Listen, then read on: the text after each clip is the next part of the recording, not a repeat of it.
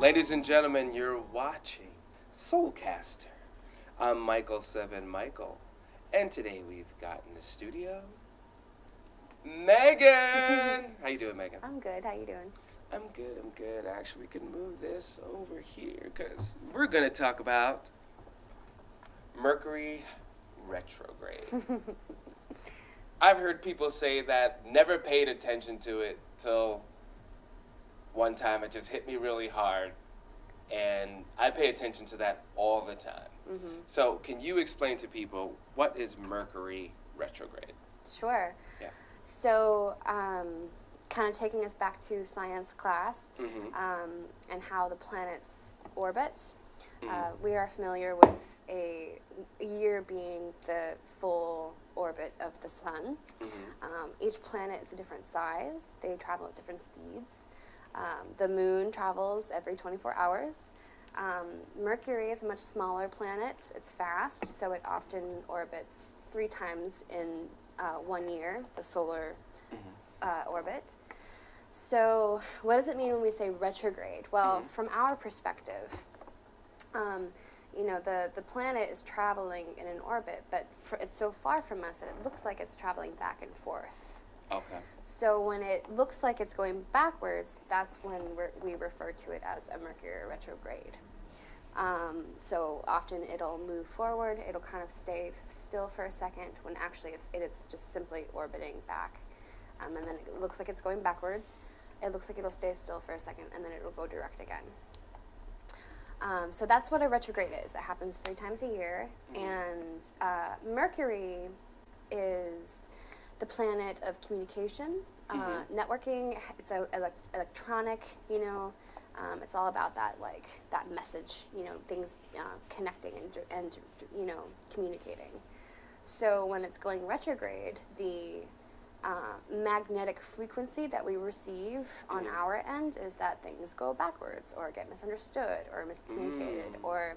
So it's messing up with the communication. Yeah. That frequency gets kind of altered. It turns backwards, basically. So why is that messing with my electronics?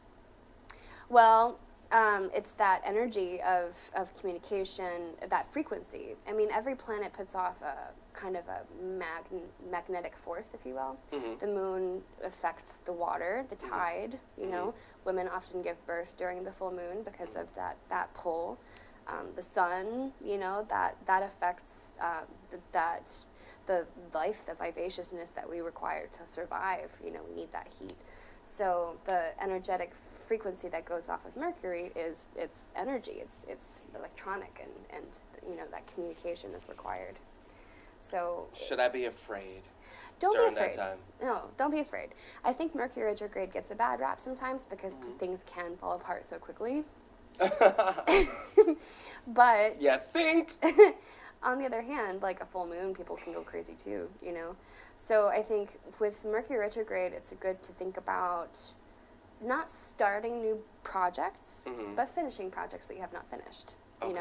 So let's say maybe there was an article that you wanted to write 3 weeks ago, and you've just been procrastinating.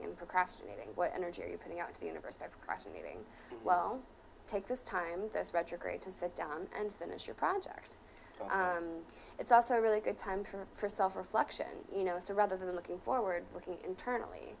So, if you're trying to work on something within yourself, that can be a really great time for you to focus on yourself and, just reflecting.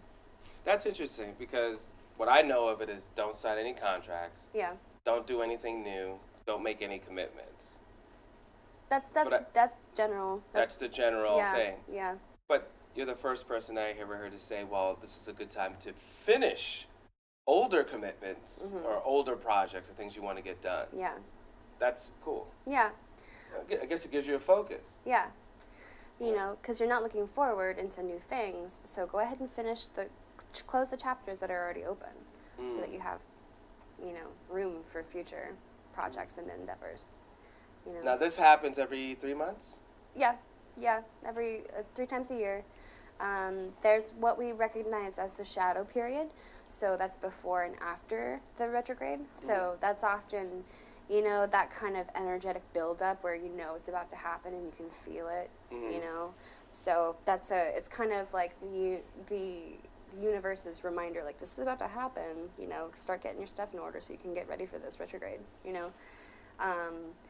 So some people have a harder time. I personally have a harder time with the shadow period and the actual retrograde because I'm like, oh, I can feel it coming, you know?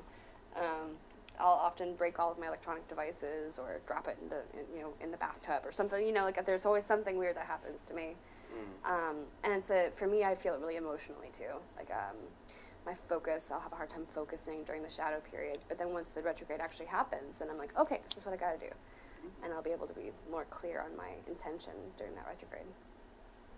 Now, there are apps and stuff that you could check out that inform people out there when it's happening, so you could know. So it's just a simple Google or look up apps. So, because that's the next. When is it? How do I know? Yeah. Well, that's pretty much a good way to do that. Totally. So you don't have to get into charts and all that other stuff. Yeah, unless you want to. Unless you want to. Yeah. Which would be cool. Is there a way to chart it?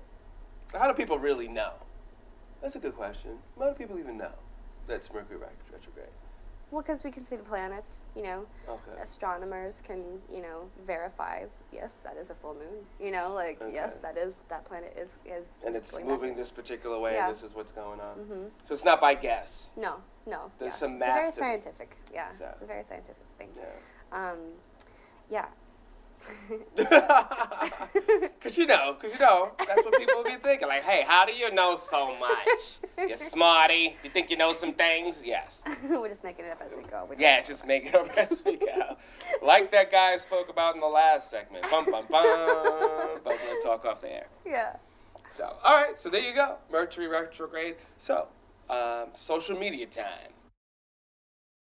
So my social media is Megaleg, Megeleg. And you can follow me on Instagram, and then I also have a link posted to my Instagram to Wolf and Candle Apothecary, where I do offer tarot, healing energy. I make candles. I do all kinds of handmade things. I'm an herbalist, so I do consultations. So you feel free to reach out. And you can always hit me at Michael7Michael on Instagram if you want to be a part of the show. Or you want to talk about some things in comments, that's how you can do it right there. And I want to say much love to Crystal's Gardens, just because. Why not? They're awesome. They're awesome. The energy is really awesome over there. So pick up some. Sometimes I just go in there and stand in there like Yeah. an awkward person. Because it feels good. Because it feels good. And sometimes that's what it's all about. Just to feel good. Yeah. Be healthy. Don't hurt nobody. But feel good. Totally. You're watching SOULCASTER. And thank you so much. And we will talk to you guys soon with some more stuff. There you go.